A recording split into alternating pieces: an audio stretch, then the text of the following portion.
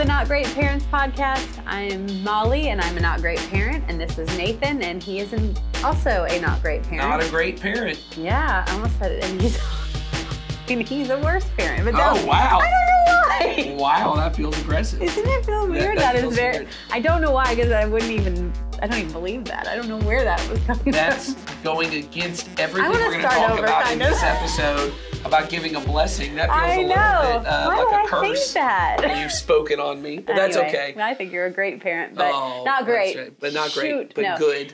We Good. think he's a good parent. So Yeah. you may wonder why we say that we are not great parents, and Nathan is a really not great parent.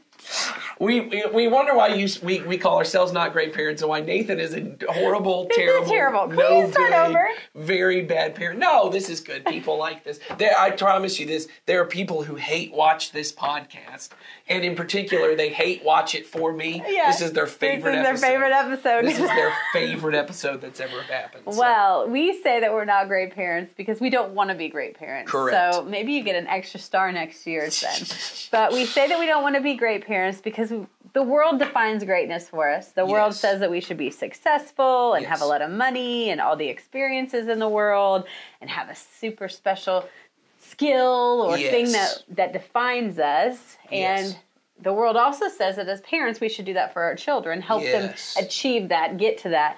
But we, as Jesus lovers and followers, we know that we want to be moving our family and our children and ourselves toward the life that He has said is good. Yes. And that may have some of those things, we say, that some of the things that the world's greatness defines, but really that isn't our top priority. Right. Our top priority is to be focused on God's goodness. So Right. we don't want to be great parents. Nope. We want to be good parents.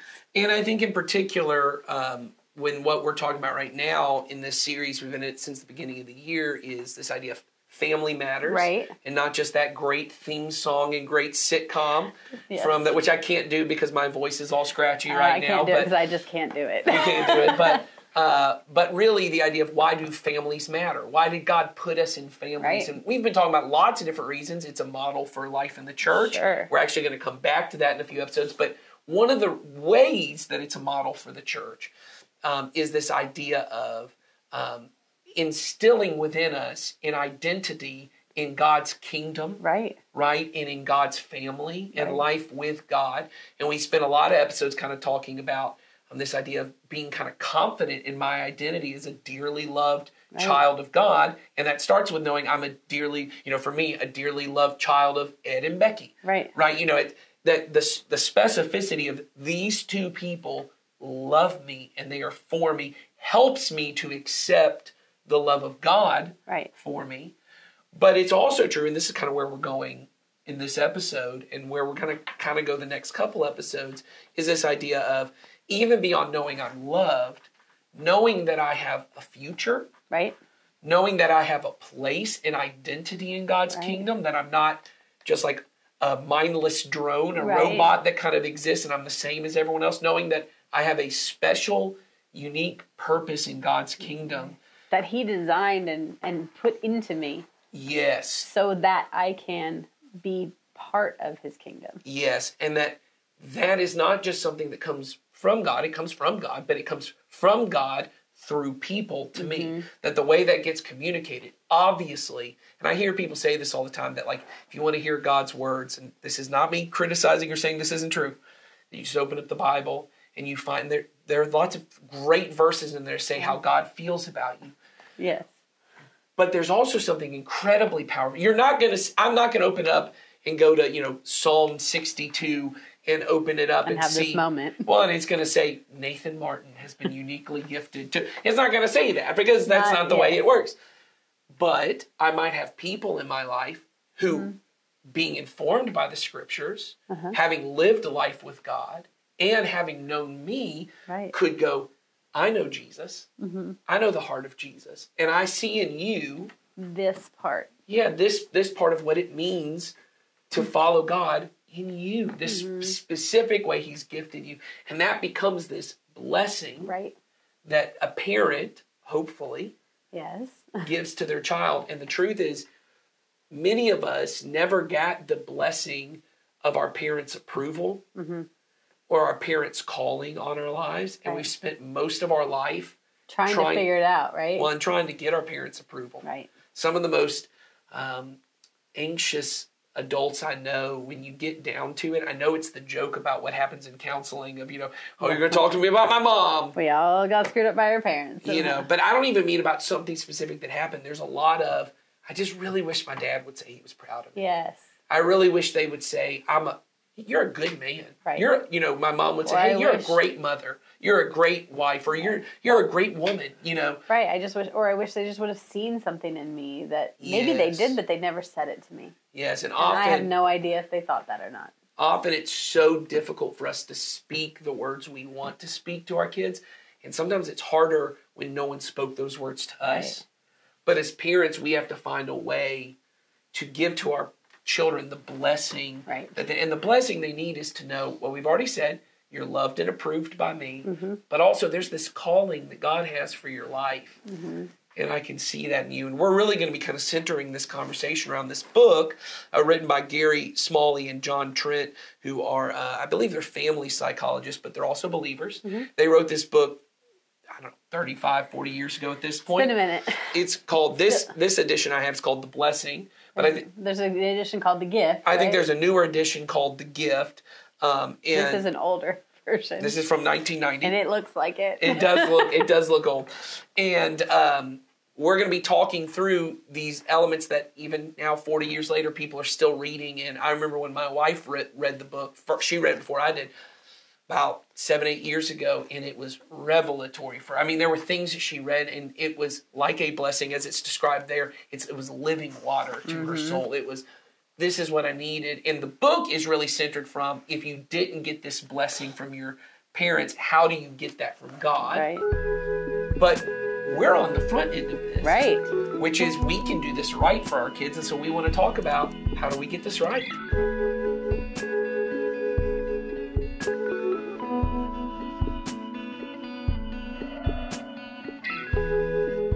Our words as parents are incredibly powerful. Yes. Not only just our words, but how we deliver them, in which way we're delivering, what we're saying to them, and also just the moment in which we say them, I think, is all really relative. So we want to kind of just break it down a little bit and talk about how to go about doing that. So in this book, The Blessing, and I think it's now called The Gift, but the idea around this is that there's really 5 key aspects of a blessing, of a family blessing that's kind of given, in whether that's from a parent to a child, or whether that's maybe a grandparent, if you're a grandparent listening. But obviously the key relationship for that to happen would be in a parent-child kind of relationship. And so the 5 elements are, first is meaningful touch. Second is a spoken message from the person giving the blessing. Right. The third is the message should be something that conveys high value to the other person. The fourth thing is that you're picturing a special future for that person being blessed. And the fifth thing is it's then an active commitment to that person of, hey, I'm here for you no matter what. Okay, so it looks like I'm going to speak something into somebody else. Yes. Because I love them and because I value them. Right. In a way that is both written and there's nonverbal that goes along with it, that speaks some sort of future with them, and that I will be alongside them along the way. Yeah, so I would try and think of it this way, and we'll break down each of those steps. Okay. But I think the first thing I would say is to try and get in people's minds what we're talking about. And we've lost this to some degree in our culture, is these ideas of rites of passage. And we talk about this a lot in our family ministry, of trying to help even families within our church kind of have these almost like, we call them milestones often. But really, when we first started talking about this 8-9 years ago, we were talking about these ideas of rites of passage. And probably the one that's probably both most clear and probably vaguest to most of us, but I think everyone has a kind of cultural idea around, is like a bat mitzvah, right? A bar or bat mitzvah, right? Yes. Is this idea of there's this moment where you've put some work in, right? Or I'll also say this: I've been to two of these now. Eagle Scout, if you've ever known an Eagle Scout, there's this moment where you've put a lot of effort in, you've put work, and then there's a community of people around you who look at you and say, we see you as an adult, as a person in our community who is highly valued, who has a future with us, and that's the idea behind this, is that children would have this moment where they go, it's, as you say in the bar mitzvah, right, is, I am now a man. Right. Like I have become a man. And I think what ends up happening is in our culture, we have these weird moments and they get prolonged to the point that, graduation is supposed to feel that way. Yes. That when a kid graduates, but then when I tell people I got engaged 3 days after I graduated high school, they're like, you were a baby. Yes. But you graduated. But I was supposed to be a man. 3 days ago, you were a man. That's right. And it's like, I'm supposed to be an adult now, but we've prolonged this. And so what ends up happening a lot is for our children, and I know this just from people my age, millennials, this is very much true for a lot of millennials, is that you're 35, but all the standards of what make you an adult, there are a lot of, and I'm not saying these are right standards, I'm saying these are kind of the cultural standards of, there are a lot of 35-year-olds who, I'm not married, I don't have kids, I don't have my career set. So all the things that many people thought you were supposed to have kind of at least in the works by the time you're 25, I'm 35 or 40 and I don't have any of those. Maybe I don't even feel like am I a valuable person in our culture? Our culture is, because we're so individualistic, people live with a lot of identitylessness. That's a long way to say Identity crisis? Identity crisis. There you go. Yeah. Maybe. Yeah, there's this identity crisis. Or a lack of just knowing who they are or where they're headed. That's right. Because I hear people say a lot of times, once I get this in place, then that'll happen. Or I need to get this first and then that. And it's a combination of what they want and what the world or these, culturally what we say should happen at those times. And so I think if we could kind of reinstill in our own way these rites of passage that our kids go through in our own families, where there's these moments where I sit with my 12-year-old or my 13-year-old, and I have this moment where I say, hey, you're growing up, It's time to talk about the birds and the bees. Well, I will say this. I actually... I went down that road. Well, but I will say this. In my family, that was a thing. We had 3 boys. That was a rite of passage in your family? We already had the birds and the bees, the how to. Yes. I mean, I was probably 5 or 6 when we were in a science class. We were homeschooled too, so it was my mom, teaching us the mechanics of this is what actually happens. But there was we always called it the trip, where my dad would say, hey, you're 12. I think I was 12, and my older brother had already gone, where you go off and it's a night, you go off to it's just you and your dad, like the kid and the just dad. Me and my dad. We'd go up to Atlanta. There would always be some fun thing. Like I remember, guys, we went and saw 2 movies that weekend. Oh, it was well, and I got to go see I went and saw an R-rated movie. Oh. It was this was like my adult. This is something bigger deal, more special, and more adult-like than you would have done this was something before. my little brother couldn't go see at the movies. And then there was a conversation. It wasn't like mechanics. It was hey, here's how to be a Christian man. Yeah. And one of the biggest, and there were lots of conversations we had, but obviously the one that was the bigger talk was things around pornography and things around that. Of these are things that you may struggle with. Yeah, responsibility around things. And there was this moment where the end of it was, and you can always talk to me about this no matter what you do. I will always love you. You don't ever have to be ashamed. Right. And it still sticks out in my mind as this moment where I kind of realized, I'm not a little kid anymore. I'm not a little kid, and my dad now is telling me what it is to be an adult. Well, and he's set out that expectation, and he has guided me to this point, and now I have an understanding, he has an understanding, and he's saying to me, and if you have questions, come back and we'll continue to talk about this. And so my wife has had similar conversations with our daughters where it's not been like a whole trip, but she's taking them out, and it's just a mommy and me kind of, we're out, and then we have a conversation about what it is to go through puberty and what it is, all those, but including what's it going to be like to date, what's it going to be like, all of those things, and here's how I hope you'll handle those situations. And it's this moment where they kind of realize, oh, I'm not a little kid playing with toy makeup and toy, you know, for them.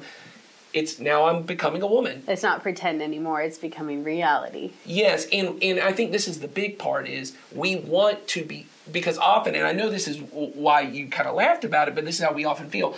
Culturally, we have turned becoming a man or turning into a woman into a biological thing. Oh, absolutely. You know, because even saying like you're becoming a man, you're becoming a woman, everyone starts thinking of those awkward puberty talks. Even just like your body is changing. Yes. Oh.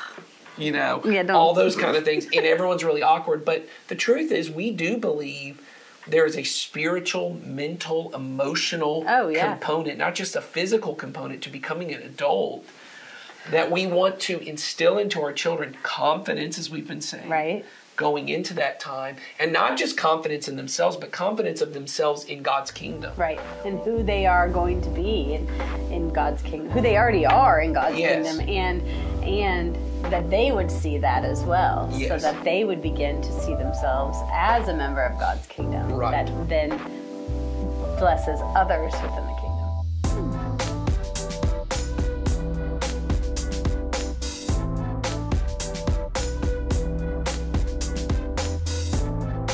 So I would say to parents who are listening, all these elements of the blessing should be things that are just commonplace in your home, as we're going to talk through them.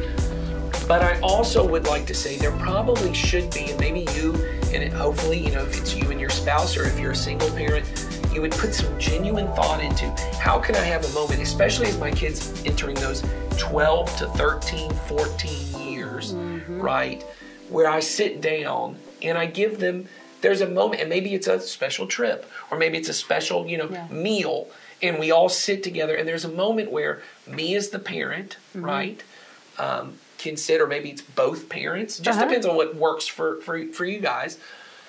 There is this moment where the blessing kind of happens in a more formal way. It should be happening frequently, but there is a benefit to ceremony. Molly, for those who don't know, loves ceremony. I do. You know, and loves to, and I think that actually is a really important gift that Molly brings to our team, is there is a thing of ceremony. It helps things stick out in my mind a little bit more. You know, one that was maybe not the best, I think it was Good Intentions, wasn't the best. When I was 13, we had a purity banquet at the church. Yes, well intended. I think it was very well in your mind in some way. But I can remember everything. I can remember what I was wearing, because we all had to get dressed up for it. It was like a little mini prom or something was kind of the idea behind it. It was like it was very much intended to be like a sexless prom. You know, it's like everyone gets dressed up and goes to the church and never has sex. And promise I'm never having sex. Even if I'm married. No hotel rooms after that. That's right. Even once I'm married, we don't have sex. Yes, purity forever. It was very well intentioned, but the way it all went about was probably execution not the best wasn't way. as great. Yeah,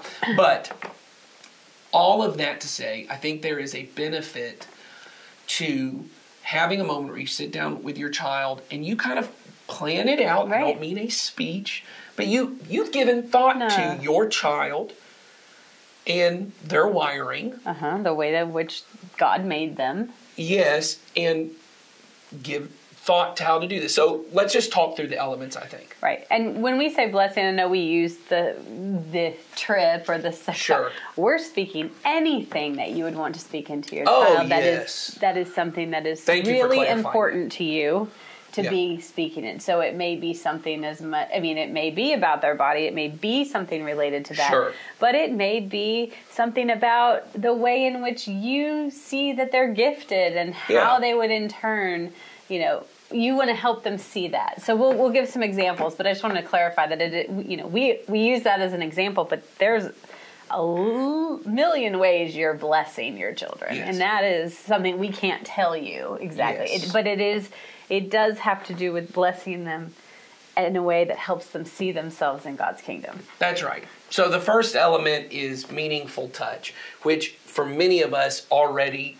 feels so uncomfortable to even say. I know. But I think it's so important, and we miss this, especially at these ages of 12, 13, 14. And I just want to say this to begin with. If I have 4 daughters, if you're a dad and you have daughters, the importance of having meaningful touch, especially as they're growing through those teenage years. I know a lot of dads who get kind of uncomfortable because they're like, because you're used to your 4-year-old coming and sitting in your lap, and they kind of come up and they're hugging you and kissing you and all those kind of things. And now you've got a 14-year-old and you're like, I feel weird for them to come sit in my lap and all these things. So obviously it changes, but I know dads who used to be very physically affectionate when their daughter was little, but then just because they're like, I just don't know how to do this. The problem is, if you can, I think moms for sons as well, if you don't find out how to give them meaningful, affectionate touch,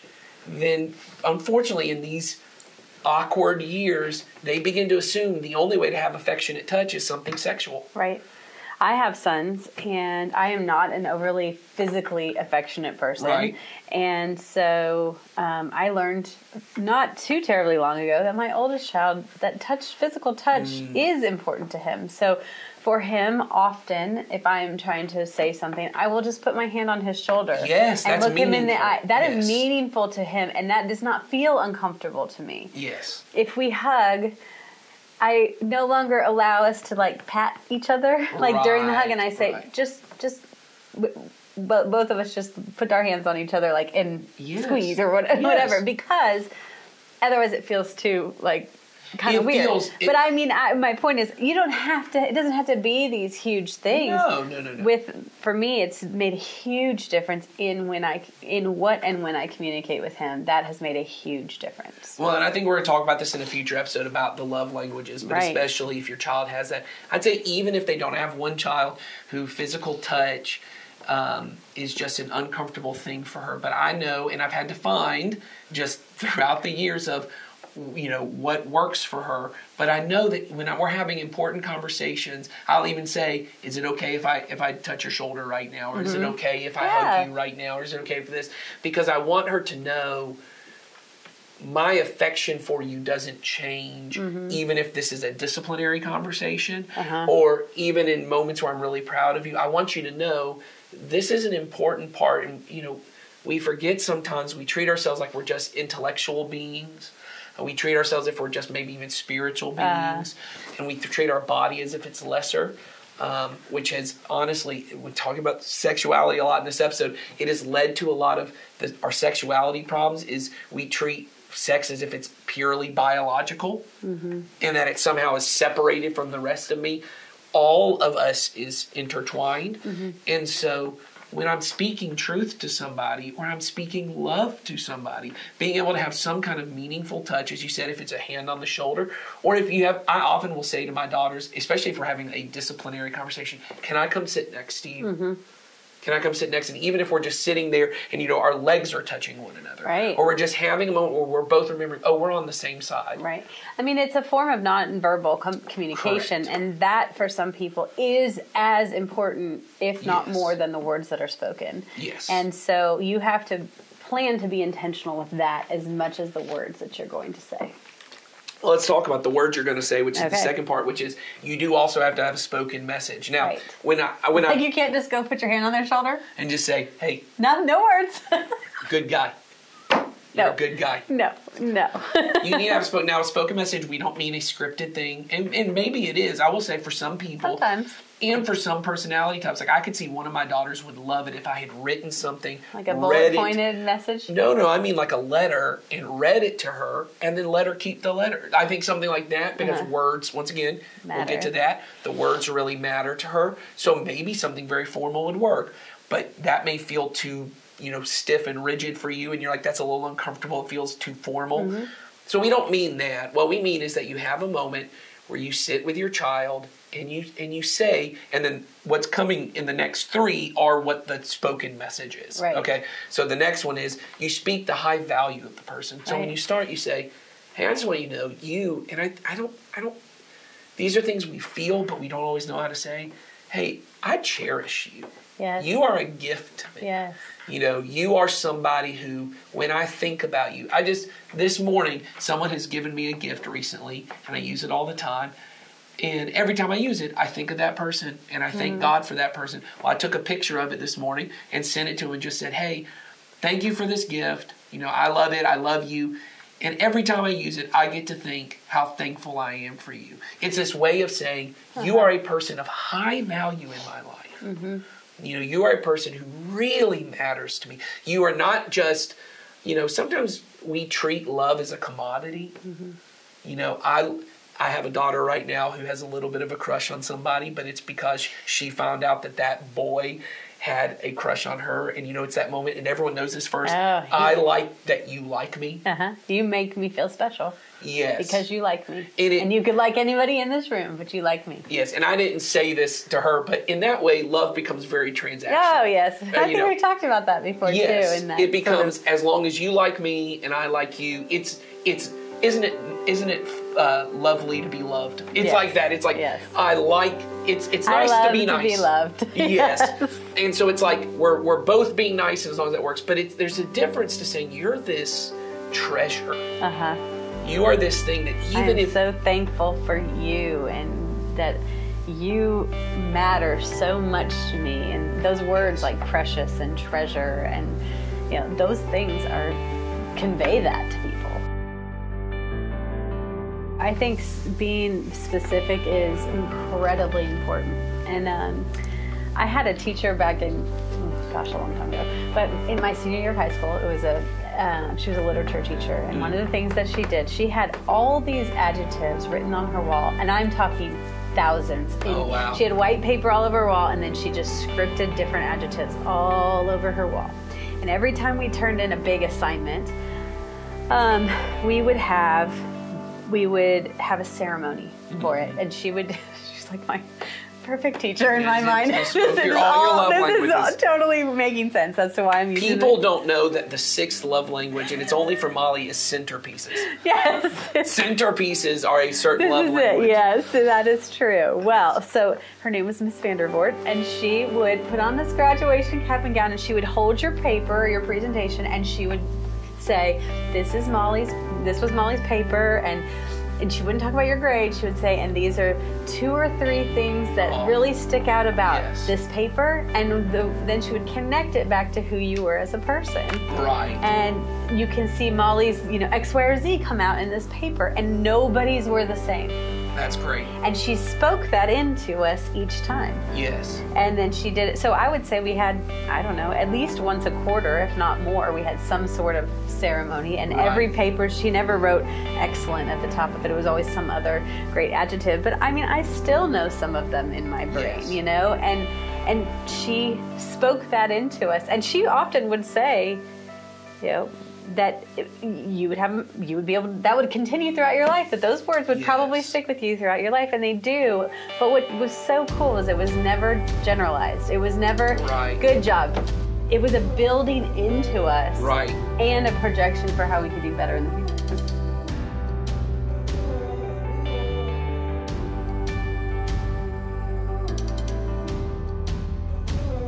So often as a parent, it's easier to be very specific about the things they do wrong. Oh, it's so easy to be specific about that. Because you have to be, it's often corrective of the wrong behavior. Yes, I would say this.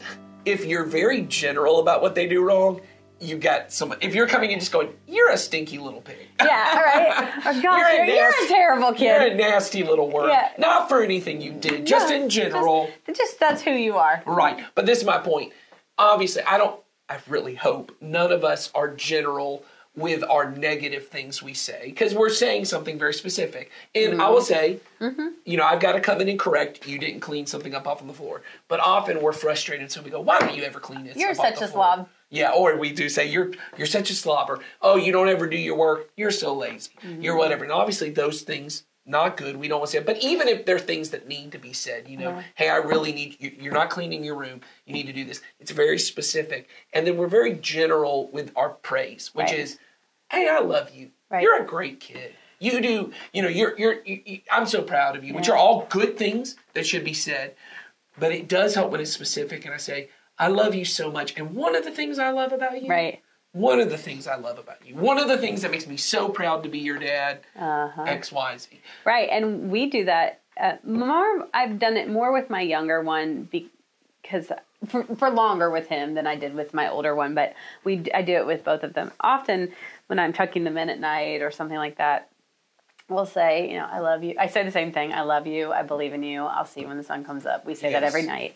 But often we'll play basically the I love you game. Right. They call it that. But we don't just say I love you. You have to say something specific as to why. And it can't be I love you because you're nice. Right. It could be I love that you did this today. Sure. It could be I loved when I saw you be kind to somebody else. Right. It is, or it could be I love that when you were upset about something, you chose joy instead of the feelings that you had. And so, but for them to hear me say that I recognize them in those moments, and then as a parent to hear them say some of those things too, is actually, it's not always rewarding because, sometimes it doesn't come out that way. But it is important that I'm saying those things. With my older one, I try to do it much more in the moment because I feel like if I don't do it, I'll miss the moment sometimes. Yeah. But yeah, those are the ways to kind of just be specific. So I think being specific on that is good. The next part that also is helpful, and maybe you don't have to be as specific on this, but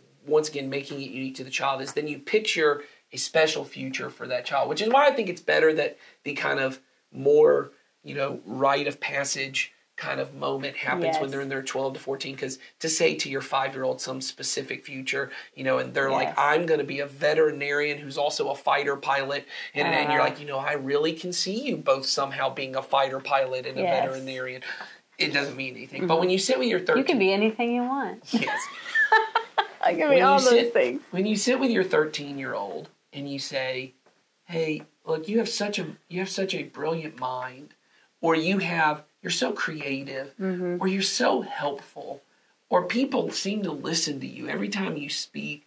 And I think one day you're gonna be a leader. Mm-hmm. I regularly say to my girls, especially in times where we're having disciplinary kind of conversations where something has not gone right, and I will say to them, hey, I know today didn't go. Normally after I've done a correction, I try to sit with them and go, hey, I want you to know that even though I'm disappointed in the way you handled this, or I'm frustrated by the way you handled this, I want you to know I still think you are smart and capable, and I think one day and I think this is true for all 4 of my girls, they have so much leadership in them. And I said, one day you're going to be someone people are going to want to listen to. Mm-hmm. People are going to want to follow what you say. Mm-hmm. You need to try your best to be someone who's worthy of people following you. Mm-hmm. But I can see this in you, that you're going to be the person who's going to do this.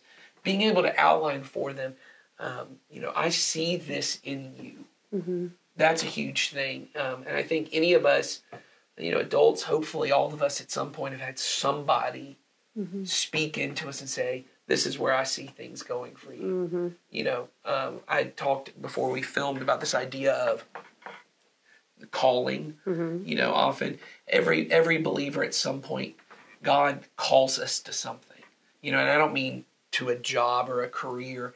I mean that he calls us to become a kind of person, and it's in our own unique kind of way. And I remember when I was, I would have been 12 or 13, and I remember exactly where I was. I was telling you I was over in what's now our multi-purpose building. I know the exact room we were in, and I remember we had taken a spiritual gifts test. Mm-hmm. Where you take, it's like a personality test, but it kind of reveals, hey, what might be the thing that God has kind of gifted you to do? And there was a small group leader at the time named Billy, and he, not Billy Bill C, though, for those of you who are a long time, not Billy Bill C. No. He was also a leader of mine at one point, but here. Not that Billy. And he said, because I had been given the gift of prophecy is what it said. Okay. And I said, does that mean I can see the future? And everyone laughed. And he said, no. He said, what it means is a person who is a prophet is somebody who can see things in the spiritual realm, like in what God is up to in the world, that other people can't all see. And you can make clear to people who God is and what he's like. And he said, I see that in you, because he goes, when we have discussions here, you seem to have an understanding of God that other people don't. And the way you speak, you're willing to speak hard truth to people about what God might have them do that they don't want to. Because I think when you grow up, you're going to be doing something like that. At that time, I wanted to be a musician, and I thought, absolutely not. But interesting concept, man. But I still held on to it. And the other day, I was thinking about it'd be hard not to see that what I do now in a career and what I do in our church is not in some way using that gift that guy saw in me when I was 12, and what that built into me over my lifetime. Is occasionally I'll just look back and go, wow, I guess I am really doing that. Yeah. And doing that. And it's just being able to say that to our kids. Oh, yeah, because think about this. If he hadn't had said that, right. if he had just kept that to himself. Yeah, people might be listening to terrible music written by Nathan Martin. Yeah, we might all be listening. Yeah, instead you get to listen to this podcast. That's right. Yeah, exactly. Right. So, but I mean, the music that got robbed from people. But it is easy to miss an opportunity to speak into somebody. Yes. And that's what you have to remember is that we want to continue to speak that into them. And then at the end of it all, we want to say, and I'm going to be here alongside with you to help you do that. You know, that fifth part is that active commitment of the blessing and an active commitment to them throughout that. So, you know, with our kids, I can see you becoming a leader, and, you know, I'm going to be here to help you through that. Or if that's something that you want, I will help you pursue that. That's right. You know, or just be there. I'm going to be there to celebrate you in that. That's right. All those different things that matters. Yes, I think you're there too. I think being able to tie what you see in the future to what they're doing now, and I don't mean necessarily that you need to speak into the future and feel like I have this confidence of who my kid's going to become. But I think you can look at who they are now and say, if you let that continue to develop, if you let God develop that, once again, the positive things, right that you're looking at, you say, you're always looking. I have one daughter who she hates when anyone is left out or anyone is picked on. Being able to say to her, you know, if you grow up and you'll let God use that, I could see you being someone who really looks out for the poor, or looks out for people who are oppressed, or really takes a stand against injustice in the name of Jesus. I can see you doing that, being able to speak that into our kids. And even if that's not what develops, we trust God's going to develop something else. But it's giving them a vision for their future that is not social media influencer. You know what I mean? Good. Because everyone else, or it's not something that's going to require a $100,000 student loan. You know, because everything that's getting kind of thrown at them is this big thing. Is this greatness thing. We want to speak the goodness of God into them because they are being spoken the other things. Right. You know, they are being spoken into that, hey, your best bet is to try and, you know, get people to pay attention on TikTok or get them to pay attention to your body. Right. And God has, you know, designed us all with these things. Yes. And we don't always see them. That's right. And so as parents, we, you know, our commitment to God and to our children is to help them see those things. That's right. And so that requires us to speak those things into them. That requires us to come alongside them. That requires us to steer them toward those things, because there's a place for everybody in God's kingdom to utilize those gifts that He's intentionally put inside of us. And so I think, as we're being practical, I think the next step on this is, if you've got kids in that 12, 13, 14, I'd even say if they're older, 15 or 16, and you just kind of miss that window, for you to still be able to say, hey, let's maybe have a dinner. Let's have a trip. And maybe it's just one-on-one parent, or maybe you get both parents to do it. Maybe you even bring in some people. Maybe you bring in their small group leader. Maybe you bring in grandparents. You bring in other significant adults to speak into this. I will say this. Bring in adults. This is to give them a spiritual blessing. Don't just bring in adults, and I know this may be hard for some of us, who do not share our spiritual heritage. Right. In other words, don't bring in people who aren't believers, because we're trying to speak into what God has for them. It doesn't mean that the other stuff they say, you know, a coach who is really influential, they're great. Yeah, it doesn't mean those influences aren't they matter good. And they're good things. But we're talking about influencing our children into the goodness of God. Right. And so therefore, these things that are spoken to them need to be spoken to them from somebody else who has that same value, has also prioritized God in their life in that way. And if you're like us and you got younger kids, you know, you've got one that's approaching that age. I do, who's pretty much already there. And, you know, but if you've got younger ones, who we both have younger ones, maybe start kind of collecting thoughts of, what do I see? And finding ways, small ways throughout the day to have a meaningful touch or a spoken, a spoken word that says, hey, you're highly valued, or here's a little bit. Because once again, these moments should be happening frequently. Yes. But then to have a concentrated moment where there's a little bit of ceremony around it, it might stick out in their mind of, oh, I remember when my mom and dad sat down. And I want to say this as we're kind of wrapping up. And then I would pray over your child. Oh, yes. Have a moment, and once again, meaningful touch. We lose this, but there is something to it. If you've ever had people lay hands on you while they pray, place a hand on your shoulder, or I know this one's really weird. I never ask people to do this, but I've done this before. Placing a hand on the head. And that one feels really weird because if you don't know the person, they're like, why is your hand on my head or my face or, whatever this is. But there is the face might be a little much for me. There's something in that. Yeah, no, don't breathe. Don't breathe. Smother their nose. Or hold their cheek. But there is something to, I will say honestly, for your child, there is something special. I've done this before where with my daughters, I'll get face to face with them and I'll place my head, my forehead on their head, and my hands on the sides of their cheek. Yeah. And there's something very intimate and special, and it sticks out in your mind as I'm praying over you and I'm praying over your future and I'm praying this commitment to you.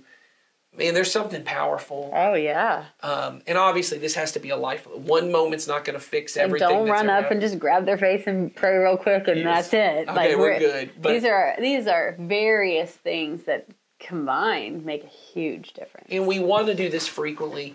It won't be weird if you're doing it frequently and in lots of ways. If you're just, going, okay, all the way to the end. Yes.